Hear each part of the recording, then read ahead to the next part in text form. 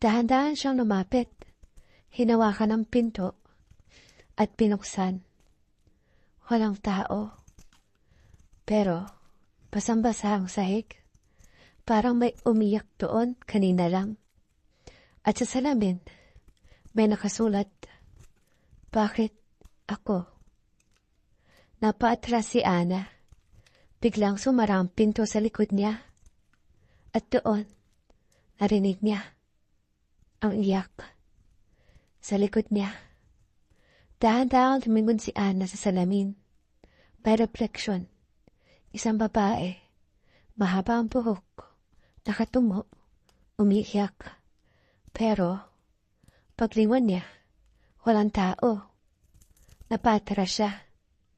Hindi totoo. Pero sa salamin, nandun pa rin. Unti-unting nag-angat ng ulo ang babae. At doon, nakita niya ang muka.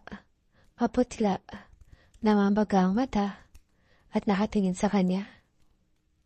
"Narinig mo ko?"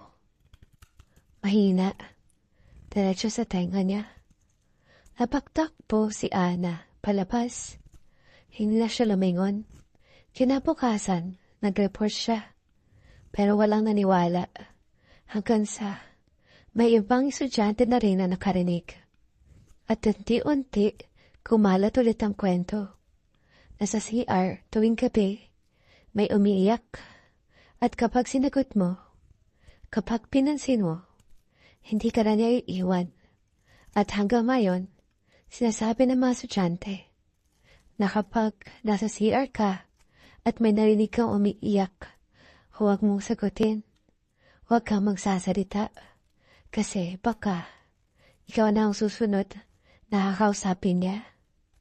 At baka ikaw na ang susunod na marinig na umiiyak sa dilim. Pagkatapos ang nangyari kay Ana, hindi na siya mapakali. Hindi siya makatulog. Tuwing ipipikit niya ang mata niya, nakikita niya ulit ang babae sa salamin. Umiiyak, nakatingin,